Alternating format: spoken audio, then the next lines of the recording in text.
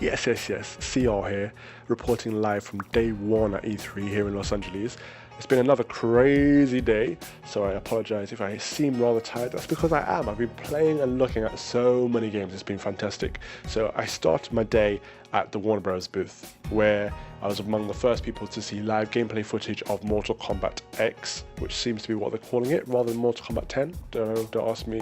But anyway, it looks great. It looks like, you know, the engine that they've been building on since MK9 and Injustice.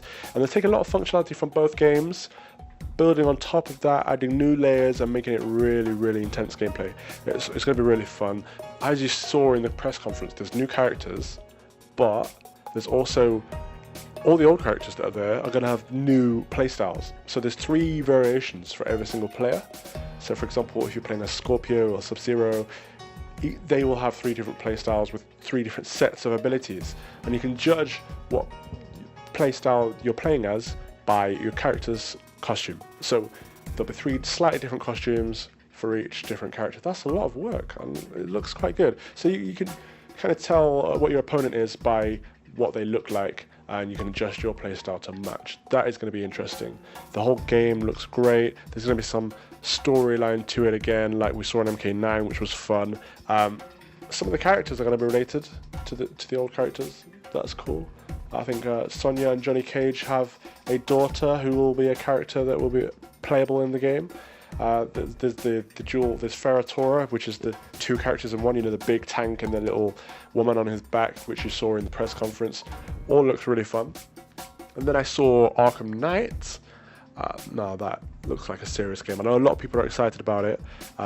There was a lot of emphasis in this demonstration on the fluidity of combat and getting around the world. For example, you jump into your Batmobile, you just jump straight back out into combat from leaping out of your car into hitting someone, or into a glide to get higher. You get propelled out of your Batmobile. Things like that. They were showing a lot of the combat mode of the Batmobile, which is interesting. I'm not too sure about the whole movement when it's in combat mode, the way it's straight around and kind of feels like it can go sideways as well as forwards. Looks a bit odd, but the Batmobile as a whole, as a car itself, looks fantastic. It looks like one of the kind of older models that they used to use in the films. That's great, but it does transform into like a tank kind of thing, which is also, yeah, it reminds me of Transformers a little bit actually, now that I say that. What else did I see? After Warner Bros, I went on to Sony, played with Far Cry 4, got some hands-on footage with that, which should be on the channel as well. I played Minecraft PS4 edition. I couldn't find a player limit anyway. I wanted to find out if it was 32 players max or what. Could not find that. But the game does look sharper, much sharper than it does on last gen consoles. So it does make a difference at the PS4 version. I saw the Vita version as well, that looks cool. What did I see? Oh yeah, Borderlands, the pre-sequel, I saw that on the Vita. There's loads of stuff like that. I saw people playing Project Morpheus, although I didn't get hands on myself because it was properly jammed. I think saying that though, the biggest queue I saw at E3 day 1 was for Oculus. Out of the whole conference, or the whole convention center, both South or West, or the biggest queue was for Oculus Rift. I think that's saying something about virtual reality and augmented reality in the future of video games. That's quite exciting.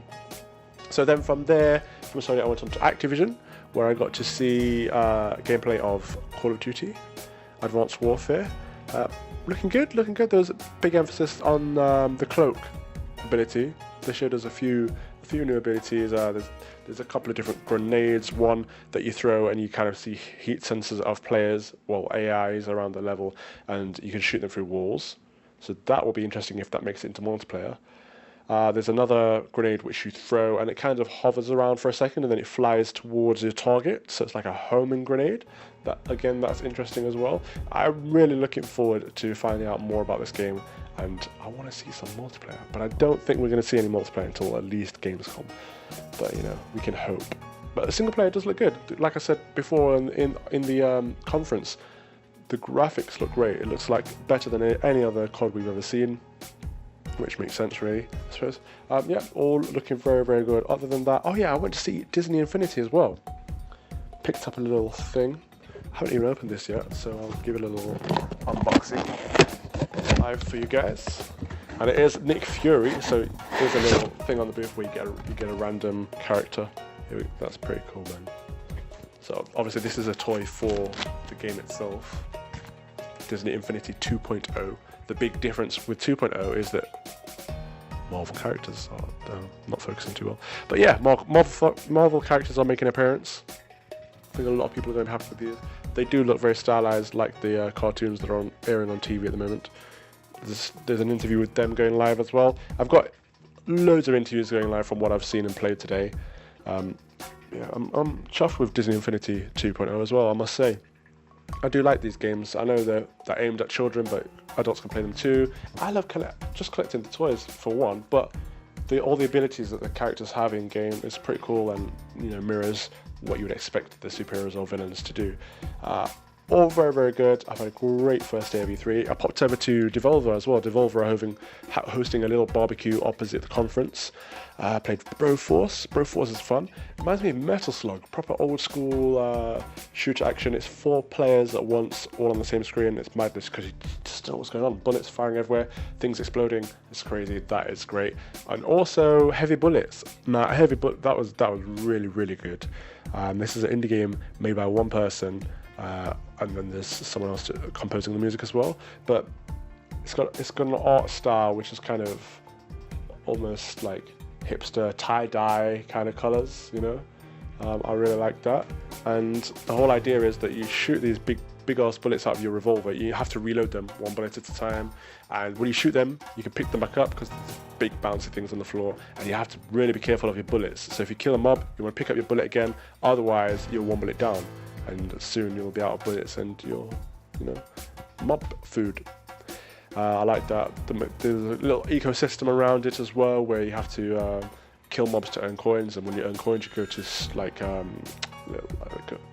cash point things where you can buy hearts to heal yourself, so you don't auto regenerate health, which is something we see in a lot of modern games. It's more difficult if you don't auto regenerate. I think it adds a bit of a challenge, which is really good. Yeah, so that's everything I've seen and played today. I think there might be more. I saw some of the order while I was at Sony. What else did I see? So many games. E3 is fantastic. I love it. It's my favorite event of the year. Thank you very much for watching this video though. Please subscribe. I'll be back tomorrow with more about what I've seen and played then. Until then, cheers.